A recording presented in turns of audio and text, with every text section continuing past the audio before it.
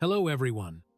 After half a century of being remembered as the sweet little Laura in Little House on the Prairie, at 61, Melissa Gilbert has finally spoken out about a truth she had never revealed before. Among those who once helped her create beautiful memories for millions of viewers, there are 5 names that left her with wounds that never fully healed. This isn't a story meant to accuse or reignite old grudges, but rather a late confession, one powerful enough to leave listeners in silence, reflecting on the true meaning of camaraderie on screen. Jonathan Gilbert, the name that left Melissa Gilbert with an unspoken wound. Older viewers might understand this pain. Sometimes, what wounds us most is not betrayal, but the quiet distance of those we long to be closest with. To the public, Jonathan will always be part of a cherished childhood. But in Melissa's memory, he stands as a symbol of emptiness, an emptiness that was never filled.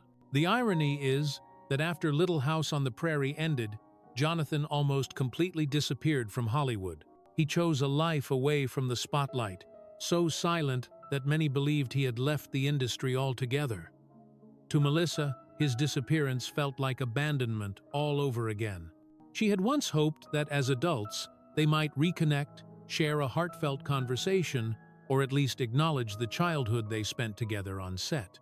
But that day never came. In her memoir, Melissa wrote of Jonathan with a tone of both sorrow and resignation. She never denied his talent, nor the fact that he contributed to the show's success. But alongside that truth, she revealed another. The sibling bond that fans adored existed only on screen. In reality, there was only silence that time could never heal. Hatred, in this case, isn't a condemnation. It's more like a sigh, a recognition that some people, no matter how close, leave behind a distance that can never be bridged. And for Melissa, Jonathan embodied that truth. Now, in the later chapters of her life, Melissa no longer hides that pain. She doesn't expect Jonathan to return, nor does she seek an apology. All she asks is for her truth to be acknowledged, that a void did exist, and that she was brave enough to name it. For audiences, Melissa's story reflects a universal truth. Sometimes the deepest pain doesn't come from strangers, but from those closest to us. And perhaps, when she speaks of Jonathan, Melissa is also giving voice to countless others who have felt abandoned within their own families. Jonathan Gilbert, her adopted brother and longtime co-star in Little House on the Prairie, was never loud, nor the type of colleague who thrived on scandal. On screen, young Jonathan captured the audience's hearts with his gentle appearance, bright, innocent eyes, and his natural way of blending into the Ingalls family. To generations of American viewers, he was the picture of a well-behaved child, forever tied to their childhood memories. But to Melissa, that very name became a complicated piece of her past, a quiet ache she carried for decades. Melissa has never denied that Jonathan was an important part of the show's success.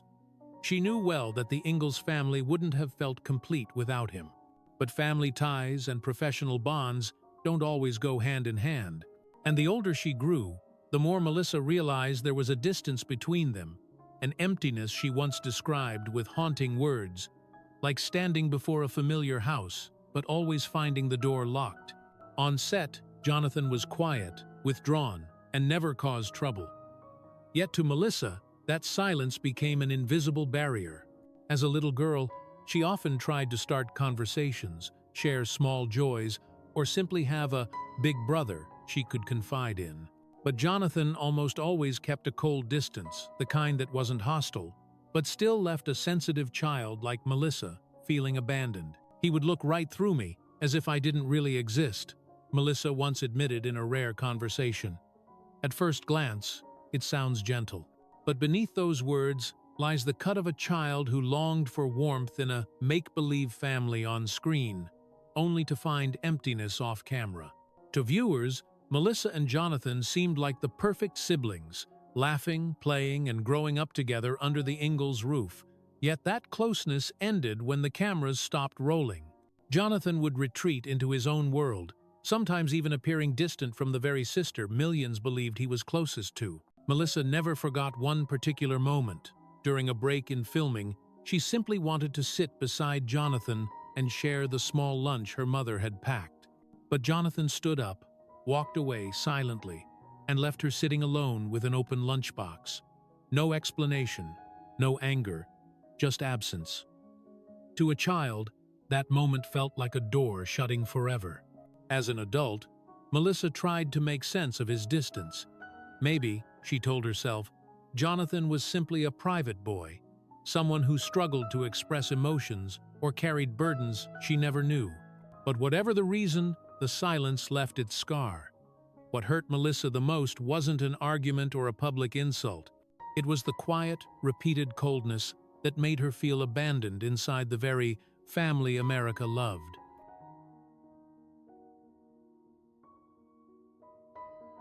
Allison Arngrim, the bitter on-screen rival and the haunting memory of Melissa Gilbert's childhood. Over time, Melissa came to see Allison differently. Allison was not a villain in real life. In fact, she had an even darker childhood, marked by neglect and even abuse. Behind the arrogant smirk and cruel lines was a girl carrying her own wounds. That truth left Melissa with mixed feelings, part sympathy, part guilt. While Melissa struggled with the blurred lines between fiction and reality, Allison had used the set as an escape from her painful home life. For Allison, playing Nellie was the perfect mask. For Melissa, Nellie was a childhood nightmare. Somehow, though, the two became bound together for life. Melissa once said, "I can't think about Little House on the Prairie without Allison. Love her or hate her, she's always there." As adults, their paths diverged.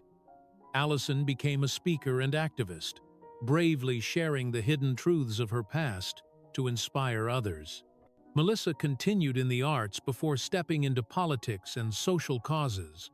Every so often, their names still come up together, woven with memories that are sweet, funny, and still tinged with childhood scars.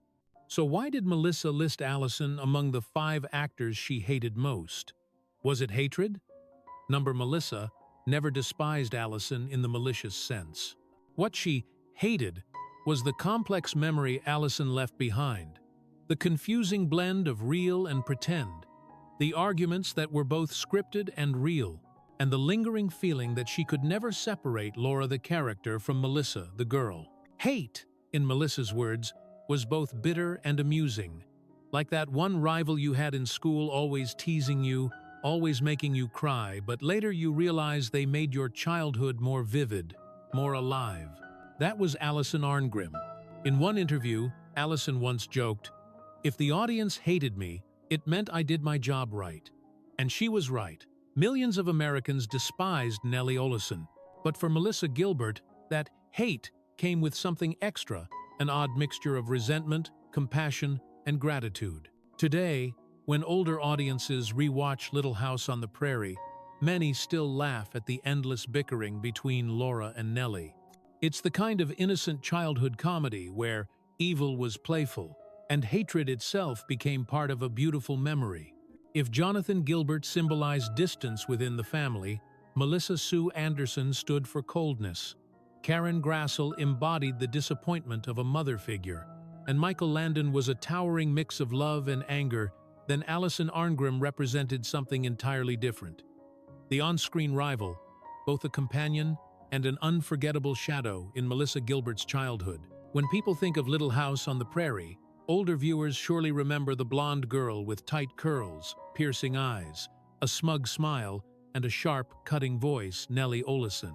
She was the villainess of the series, selfish, petty, and always scheming to make Laura Ingalls' life miserable.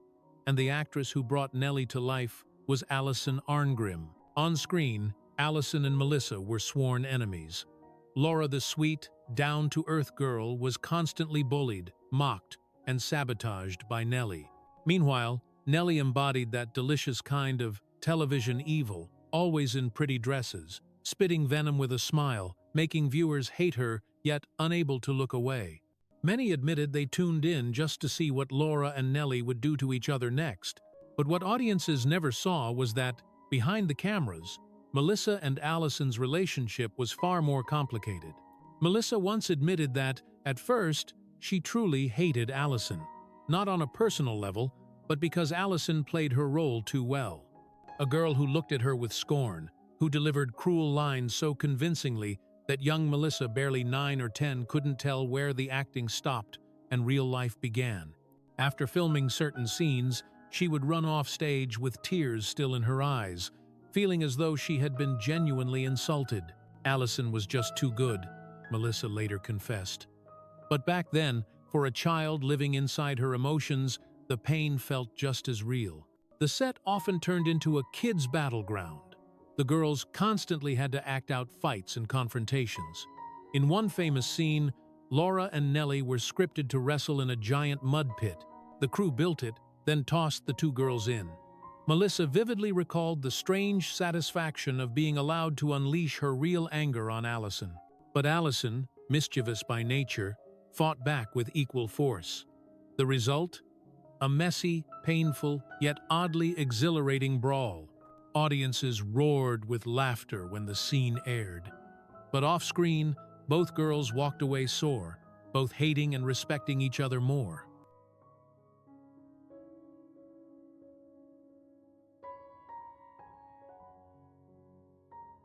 Michael Landon, America's Idol and Melissa Gilbert's private heartbreak. When the news came out, my whole world collapsed, she recalled.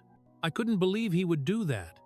It wasn't just disillusionment with a man, but the heartbreak of a child watching her greatest idol fall from grace. Audiences still remember Michael Landon as an icon. But for Melissa, the picture was complicated. She loved him. She was grateful for the opportunities and the care he once gave her. Yet she also carried the wounds of his harshness and the pain of seeing his private life crumble. She remembered a dinner when Landon once said, "You are my Laura." That line touched her for years. But as she grew older, she realized their father-daughter bond existed only within the confines of the show. Beyond the set, Landon belonged to another world, one filled with pressures, tangled relationships, and choices that left many disappointed. When Michael Landon died in 1991, Melissa Gilbert wept until she could weep no more. She mourned not just a co-star or a cultural symbol, but the father figure she had loved and yet carried such sadness for. At his funeral, she stood quietly, remembering the sunny days on set, the strict lessons, the warmth intertwined with heartbreak. She knew her feelings for Landon would always remain complex: admiration, regret, and pain, all in one. So why, at 61, did Melissa place Michael Landon among the names that hurt her most? Not out of hatred, not to deny his legacy, but because the greatest loves often become the deepest disappointments.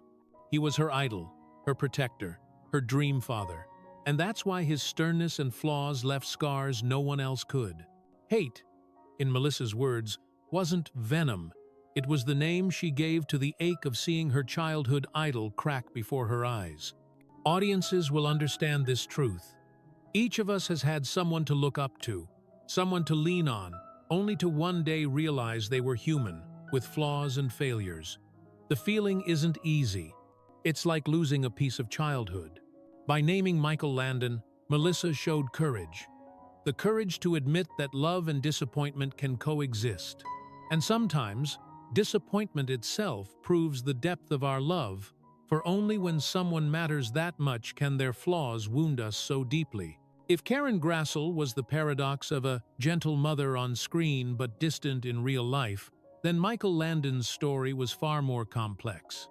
The great father figure of America, yet also the source of Melissa Gilbert's deepest disappointments.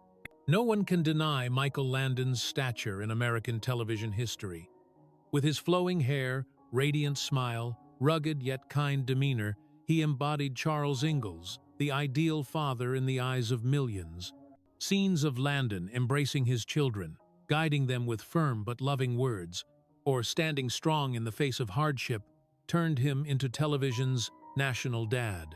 For Melissa Gilbert, who played Laura, Charles's beloved daughter Landon was more than just a co-star. He became like a real father. Melissa had lost her own father at a young age, and her relationship with her mother was fraught. She poured all her yearning for paternal love into Landon. In the early years, he seemed willing to fill that void. He gave her nicknames, offered guidance, and treated her with warmth. To a little girl longing for a family, Landon was everything. But every bright light has its shadows. Landon wasn't just the star, he was also producer, writer, and director of Little House on the Prairie. That near absolute power made him both a protector and a source of fear on set. He was a perfectionist, sometimes to a fault. Children had to follow strict discipline.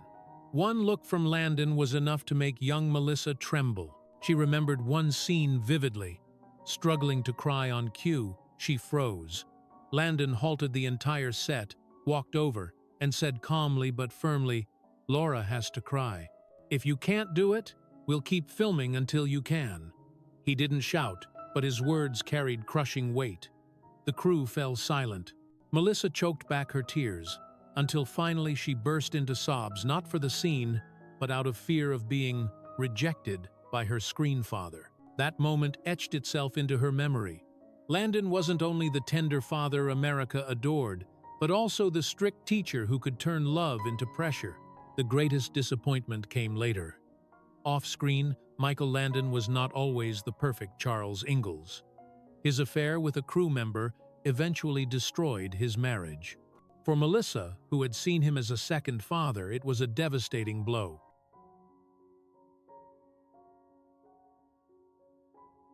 Karen Grassel, the on-screen mother and the unspoken conflicts in Melissa Gilbert's memory.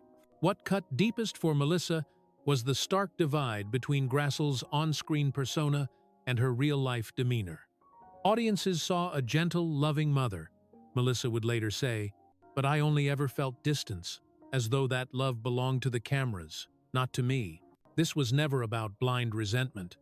Melissa admired Grassel's immense talent, knowing no one else could have embodied Caroline Ingalls so perfectly.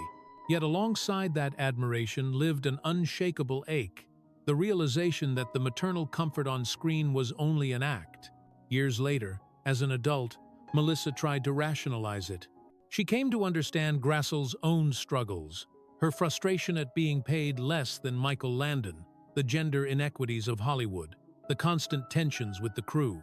Perhaps Grassel chose professionalism and restraint as her armor, rather than exposing genuine affection.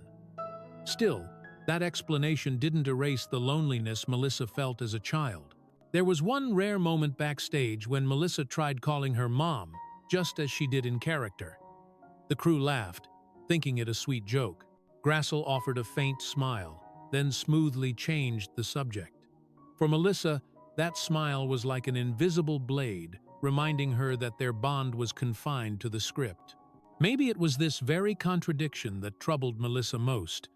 She never denied Grassel's contribution, never questioned her artistry, but the truth remained. To audiences, Grassel was a loving mother. To Melissa, she was someone who always kept her distance. Hatred, in this context, wasn't venomous. It was simply Melissa's way of naming her disappointment, the ache of a child who realized that her screen mother could never be her real one. Older audiences who hear this story will surely resonate. We've all looked up to someone, a teacher, a mentor, a relative, only to discover they couldn't give us the love or care we longed for. That feeling isn't hatred, but a scar carried quietly until the day we're brave enough to name it. By speaking about Karen Grassel, Melissa broke her silence. Not to tarnish a legacy, not to stir conflict, but to let people see the truth behind the perfect frames, that sometimes a child's longing for affection goes unmet. And for her, Grassel was the clearest reminder of that paradox. In her later years, Melissa chose to speak not out of bitterness, but out of release. Because sometimes, the only way to heal a wound is to finally call it by its name. If Melissa Sue Anderson was the cold star who made Melissa Gilbert feel overshadowed, then Karen Grassel was another painful paradox. The gentle mother on screen, but never truly a source of comfort in real life. To millions of viewers across America, Grassel was the embodiment of tenderness and compassion. Her portrayal of Caroline Ingalls became etched in the collective memory as the model of a traditional mother, patient, resourceful, devoted to her family, maintaining dignity even through hardship. Warm family dinners, heartfelt advice, reassuring embraces. Caroline was television's nationwide mom of the 1,970 seconds. But for Melissa Gilbert, the experience with Karen Grassel was far from that dream.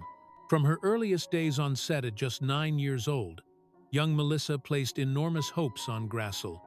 To her, Grassel wasn't just a co-star, she was the image of a second mother. Having lost her father early, and with a turbulent relationship with her own mother, Melissa longed for a gentle embrace, for someone to lean on during long filming days. Naturally, she placed all of that yearning in Karen Grassel. The reality, however, quickly proved different. On set, Grassel often carried herself with seriousness, at times bordering on stern. She didn't yell or scold, but her measured tone and piercing looks made Melissa feel as though she could never quite get it right. If Melissa giggled too much or misspoke between takes, Grassel's frown or quiet gesture for silence would leave the child feeling shut out. For the other kids, these moments were merely discipline. But for Melissa, who so desperately sought affection, those small acts felt like doors slamming shut. She recalled one hot afternoon filming in the fields. Exhausted, Melissa began to cry, instinctively turning toward Grassel for comfort. She hoped for a pat on the head, a reassuring smile, perhaps even the kind of embrace written into their scripts. Instead, Grassel merely adjusted her costume, sighed, and looked away. There was no hug, no soothing word. To an outsider, it might have seemed trivial. To a child yearning for warmth, it was a wound that lingered. Melissa Sue Anderson, the cold glow that overshadowed Melissa Gilbert's childhood. What troubled her most was not Anderson's popularity, but her aloofness. While audiences believed her to be gentle and warm, on set she often kept herself apart, rarely joining in the laughter or camaraderie. That emotional distance felt like a wall Melissa could never climb. There were no fights, no loud arguments, only the cold repetition of indifference, which, to a sensitive child like Melissa, was the most painful form of rejection. Many older viewers will understand that feeling. Sometimes, it isn't harsh words that wound us, but the quiet chill of being made to feel invisible. For Melissa, Anderson embodied that coldness. Ironically, as an adult, Anderson almost completely withdrew from Hollywood. She chose a quiet life away from the spotlight. To the public, that retreat only deepened her aura of mystery, like a goddess who had stepped off the screen and vanished. But to Melissa, it was another abandonment. She had hoped for a reunion someday, for a real conversation, perhaps even an embrace to close the distance of childhood, but it never came. In her memoir, Melissa did not deny Anderson's beauty or talent. She openly acknowledged that Anderson's presence helped define the lasting success of Little House on the Prairie. But alongside that recognition lived an undeniable truth. Anderson's glow was too cold, too unreachable, leaving a hollow place in Melissa's childhood. Hatred, in this case, wasn't bitter or cruel. It was Melissa's way of closing a chapter of her youth, a chapter where she lived in the shadow of another star's brilliance, feeling chilled to the bone. Audiences who hear this story will not condemn Melissa, because most of us, at some point, have felt overshadowed by a classmate, a colleague, even a sibling. And when Melissa finally spoke, she wasn't just sharing her own story. She was giving voice to a universal ache, the ache of growing up in someone else's shadow, and finally finding the courage to name it. If Jonathan Gilbert was the silent void, then Melissa Sue Anderson, in Melissa Gilbert's memory, was a dazzling but icy glow, a light that never warmed, only cast shadows that left those beside her feeling dimmed. From the very first episodes of Little House on the Prairie, Melissa Sue Anderson was a face America instantly recognized. With her clear blue eyes, golden hair, and the grace of the perfect, good daughter, she quickly became one of the most beloved child stars of the era. Her role as Mary Ingalls, the intelligent, kind, dutiful eldest sister, seemed tailor-made for her. Off-screen, the admiring gazes of the public followed her everywhere, making Anderson the center of attention in every shoot and every interview. To audiences, she was flawless. To Melissa Gilbert, she was more like a marble statue, beautiful to look at, but impossible to reach. Melissa recalled that even in her earliest days on set, she felt the divide. While the other children laughed, played, and made easy friendships, Anderson kept a cool reserve, as if shielded by an invisible armor. Whenever Gilbert tried to get closer, she was met with polite smiles or indifferent glances. There was no bond, no shared mischief, only distance. She always made me feel like I had to work harder to be noticed, Melissa later admitted. It wasn't jealousy, but the quiet sadness of a little girl standing next to a peer whose shine she could never quite touch. On set, the gap widened further. Anderson was often given the most dramatic storylines, the tearful, heartfelt scenes that won viewers' empathy. Gilbert's Laura, by contrast, was sometimes more an observer than the focal point. And though Laura eventually became central, those early years left Gilbert feeling eclipsed by Anderson's presence. One memory still haunted her. During a press interview where the child cast was asked who the brightest star of Little House was, nearly every gaze turned toward Anderson. Melissa, sitting in the background, lowered her head, quietly swallowing her disappointment. She didn't cry, didn't pout, she simply told herself to try harder. But deep inside, she knew. Some lights would never be hers to share.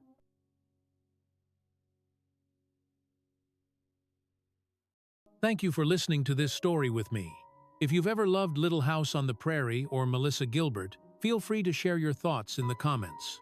Your companionship and memories are what make this journey through the past truly complete.